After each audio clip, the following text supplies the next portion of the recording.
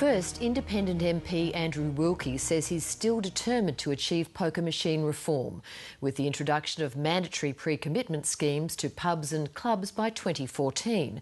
But it seems there may now need to be some compromise to ensure that the deal struck with the Prime Minister goes ahead. Mr Wilkie's not been prepared to reveal details of the latest discussions, but an announcement is expected in the coming days. Earlier, I spoke to Independent Senator Nick Xenophon, a long-time anti-gambling campaigner and supporter of Andrew Wilkie. Nick Xenophon, the Prime Minister Julia Gillard signed an agreement with Andrew Wilkie 18 months ago. You've been speaking to Andrew Wilkie this afternoon. Is that deal now off? Well, from Andrew Wilkie's point of view, it isn't off. The deal is a deal that he entered into with the Prime Minister. It was a deal that got the Prime Minister into the lodge. Andrew Wilkie was the first of the crossbenchers to sign up with the Prime Minister. It was his support that was crucial to get it across the line.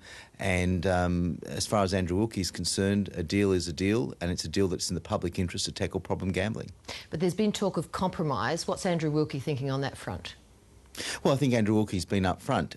If the compromise would involve some delay in the implementation, in accordance with the Productivity Commission's original recommendation to have mandatory pre-commitment in place by 2016, then I think I would advise Andrew that would be a reasonable thing to do, rather than 2014, which was always ambitious. But if the compromise involves watering it down, going down the path of voluntary pre-commitment, which is in effect something that wouldn't work at all, which we know from the research doesn't work, from the trials that have been undertaken, then that would be a complete sellout, and I can't imagine that Andrew Wilkie would go down that path. What has led to this possible change in policy? Because everyone was very firm on what they wanted when it all started. Look, well, I think there are two things. Firstly, the government is obviously concerned about the campaign by Clubs New South Wales, which has been an effective campaign, but I think that also reflects on the government's inability to sell, I think, a very fundamental reform given the damage that poker machines cause in the community. And the second thing is clearly the Peter Slipper deal has given the government more of a margin and less need to rely on Andrew Wilkie. But I think that itself could backfire, given, I think, a huge blow to the government's credibility if they back away from poker machine reform. So there was a time when Julia Gillard wanted to keep Andrew Wilkie happy, but that's no longer so important. Well, apparently not. Look, I heard rumours of Peter Slipper's ascendancy to the speakership a few weeks before it happened. I dismissed them. I didn't think it would happen, and I was obviously too naive at the time. But clearly the government thinks they've got themselves a bit of a margin, but sometimes craven manoeuvring such as that can backfire, and I think people can see through that. How do you think it will look for the Prime Minister if she reneges on this deal? Well, I think it will be a massive blow to her credibility, and I don't think she could recover from that. I'd like to think that the Prime Minister will honour this deal to bring about real, meaningful poker machine reform. This is a big issue. This is an issue that affects literally hundreds of thousands of Australians who are hurt each year by poker machine addiction. Don't take my word for it. The Productivity Commission made it clear in its report 18 months ago.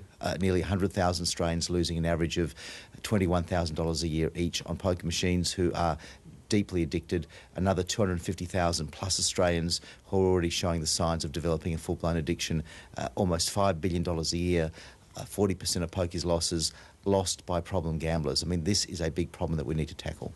Andrew Wilkie was initially talking very tough on this issue. Now he's talking compromise. Do you think if he feels very strongly, he should stick to his guns? Look, I think Andrew will stick to his guns in terms of the basic principles. The essential principle is to tackle problem gambling in a way that is meaningful, that is effective. And let's put this in perspective.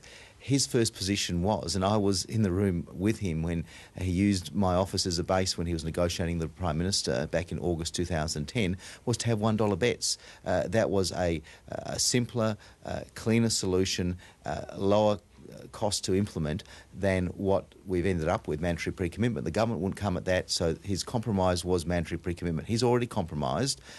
If the government is serious about dealing with poker machine reform, if they think mandatory pre-commitment's too difficult to explain, too messy to implement, then they should go down the path of having $1 bets, which would be a much better solution and one that the Productivity Commission has recommended as an immediate, virtually policy change in terms of bringing about a fundamental reform. So was the mandatory pre-commitment idea a mistake to begin with? Was it just too complex, too difficult to explain? Should you have stuck with the $1 maximum bet idea?